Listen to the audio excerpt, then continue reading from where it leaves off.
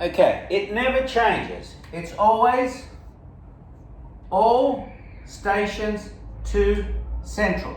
Now, we keep on saying all stations to central because hopefully that helps you to remember ASTC. What quadrants is this going to be in? Where is S and T. C and T, S and T? S and T. S and T, yep. It's going to be here and here. It can't be here because here cos would be positive. And it can't be here because cos would be positive and cos is negative. See this negative now, it's done its job. It literally does nothing else for the rest of the time we're on this question. But the 0.7, that still hasn't done its job. That's got to give us the acute angle. So we do this and we go, right, cos theta is equal to 0.7. Notice I don't do the minus. It's just the number. The number gives us the acute angle. So theta is equal to inverse cos 0.7. Theta is equal to, what is the inverse cos to the nearest degree of 0.7? 46. 20? 6? 46. 46, my mistake. That is not the answer at all. Okay? What that is it means this. 46 here and 46 here. That's all it means. If you want the answer, you have to get the answer from here. This is where the answer is. The answer says start looking for the hypotenuse at 0, right, and go all the way around to 360. So my first answer, there, that's the first time I hit a hypotenuse. What is that going to be?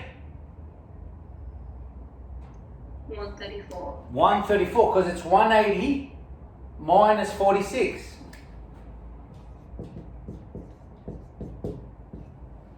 And then I keep going.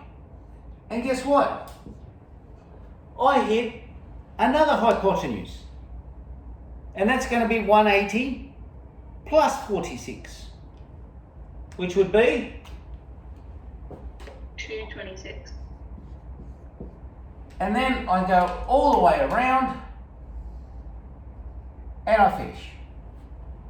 And see that? That's my answer. Why isn't 46 one of the answers? Because if I put 46, that would be in here. Oh yeah. And then it would be positive, which I don't want. And so when we find the acute angle, sometimes the acute angle is actually the answer because it turned out to be in the first quadrant because it was positive. But sometimes it's not.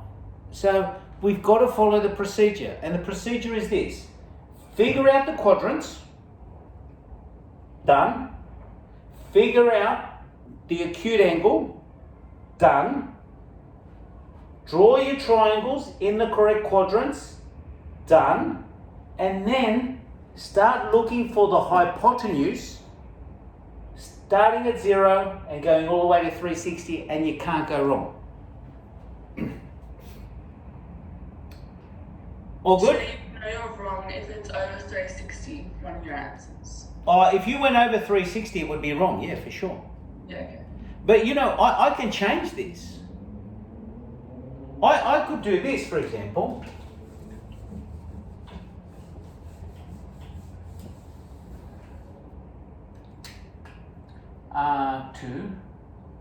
4, aren't we? 4. So I could say sine theta is equal to minus 0. Let's make it easy, 0.5. Okay, but look at what I'm going to do.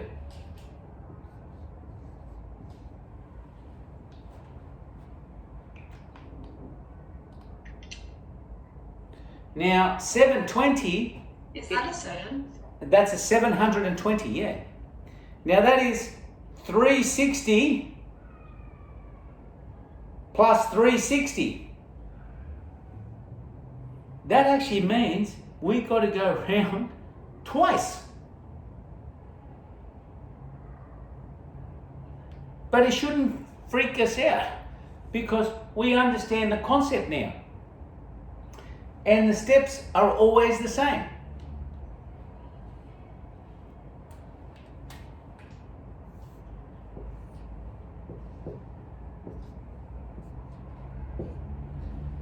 Which quadrants am I going to be in?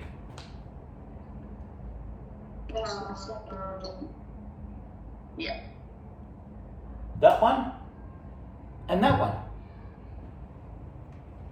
Because sign is negative. Can't be here, sign's positive. Can't be here, sign is positive. It's got to be here and here. They're the only two. What do I do? Pardon me. What do I do now? Now I find the acute angle. And to find the acute angle, I just use the number. Inverse sine 0.5. And it turns out to hopefully be 30 degrees. Did everyone get 30? Thumbs up? Yeah. Sweet. Now we put these two things together. And we say, right, so that means 30 degrees here and 30 degrees here. But now we've set it up. Now we've got to find out what our answer is. And the answer comes from here. And this says, start at 0. And I need you to keep on going around until you hit 720. Now 720 is 2 whole revolutions. And every time you hit a hypotenuse, that's an answer. So my first answer looks like this. Here we go, that's my first answer. Can someone tell me what that is? It would be 180 plus 30. 210. Brilliant.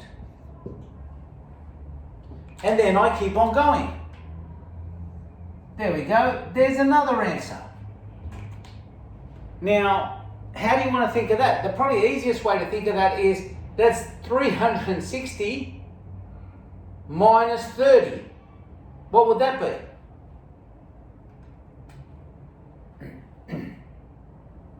330. 330. Now, if this went to 360, when we got back to here, we'd stop. But it doesn't, does it? It keeps on going around. And goes, yep, keep going, buddy. You got to go around twice. And you know what happens when we go around twice? We hit this one again. Now, a lot of people, what they do is they tie themselves up in knots. But the easiest way to calculate this is to look at our first answer. Do you agree that was 210? Right? And then I did a whole revolution to get to there again. One whole circle. What is 210 plus 360? 510. That's my answer. So that would be 180, 360, right? Then add another 180, then add another 30, and that's what you should get, 570. But I'm not finished, because I've got to go around the circle twice. I've got to keep going. Guess what? There's another answer. Now, if you want, I could calculate that, 360, 720, minus 30, I could. Or I could just look at this answer, which was here, and go, you just went around the circle one more time. So I could just take this answer and add 360. And that would give me? 690. Done. Now, can someone do me a favour? Grab your calculator right? And tell me what is sine of 690 degrees? 0.5. Positive or negative? Should be negative, I think. Should be negative. Negative 0.5. 0.5. Yeah. So can you see how what we've done is we've figured out where the hypotenuse is every time, and it always follows the same procedure. Now this here is thought to be quite difficult trigonometry, but it's actually not that bad. It's not that bad at all. Okay? Any questions? You know, Julia, I can see you wrapping whatever it is around your head, right? You know I can see that. Weirdo. All right.